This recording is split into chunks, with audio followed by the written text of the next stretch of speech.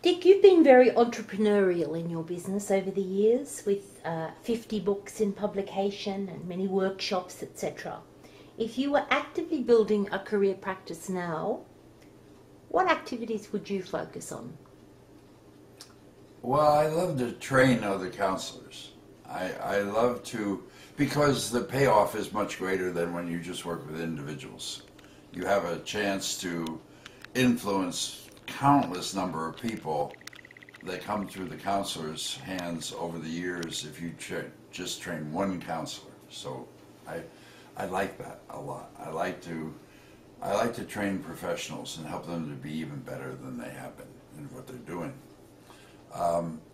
And I like to write. I just love to write. I like to get better and better at writing. I like to go over familiar chapters in Parachute from previous years and rewrite those paragraphs so they're more beautiful and so on. So I suppose I'm in rehab. I like to rehab words and I like to rehab counselors and so on. So if you were now starting a practice, you'd focus on those kinds of things. What about the whole online environment? What would you do about that? How do you see that working with careers? It's a blessing and a curse. I can find out things on the internet I never could find out before the internet. I'll give you a very good example. I wanted to know how many jobs get filled during the month. Now, the government will tell you, here in the U.S., the government will tell you how many net changes there were in the job force. They'll say 736,000 jobs were added this month. That's net. That means a certain number were lost, certain number were added.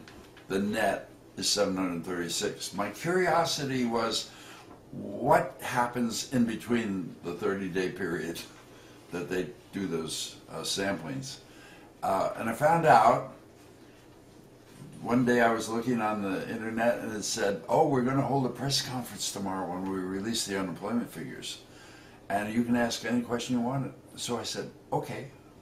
How many jobs get filled during the month in between the soundings that the unemployment report talks about? And it turned out to be 7 to 8 million. And I found that is on a website called Job Openings and Labor Turnover. It's JOLT, J-O-L-T, Job Openings and Labor Turnover. And I discovered they do that for every month. They're usually 1 or 2 months behind. They'll be doing March now, and this is May. So I can learn things on the internet I never could learn before. And secondly, we used to call what we needed as job hunters networking. We used to call it contacts and so on. You need contacts. I don't think of them in those terms. I think of them as bridge people. That is to say, they form a bridge between us and the company. They know us and they know our work, but these same people know that company. And trying to figure out who those people would be was a deuce of a job. It just was horrible before the internet came along. You had to kind of go to parties and gatherings and meetings and just collect business cards like they were baseball cards. And then you'd say, well, hopefully somewhere in there is a bridge person I'm going to need. But with the internet, you have LinkedIn, and a wonderful site. And you can go there and you can say, I'm interested in who among my acquaintances ever worked at this company. You put the company in, it has a company profile, and it will tell you a whole history of people involved in that company. So tasks that are important for the job hunter, have always been important for the job hunter, now are much, much easier to do because there is the internet. On the other hand, you mention anything that the job hunter may need, and the internet is a siren song to scam artists and so on to come.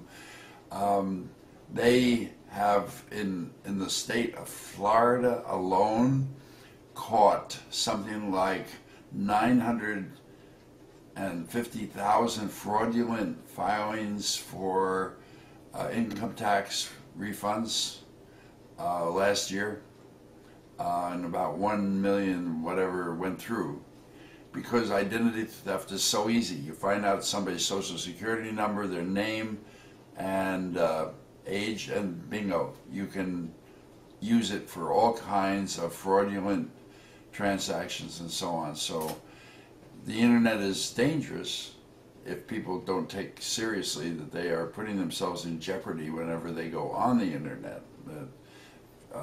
I've had my identity stolen. Most of my friends have had their identity stolen, and sometimes it's the easiest thing to do. And so I caution people, for example, when they post their resume on the internet, never to put their address, never to put a phone number, just put an email address, because that could be anywhere in the world. But they shouldn't give anybody a way to locate them and that sort of thing. So I like the internet. I love the internet. I go to it all the time. If my wife and I watch movies, because I'm a cinemaphile, if we watch movies, I'll go and look up the movie on Wikipedia to find out what year it was produced and where it was shot and stuff like that. So if you're a curious person, you have to love the internet. You have to say, well, the internet's wonderful, but it also has its dangers, and so you just have to take it, the good with the bad and the bad with the good.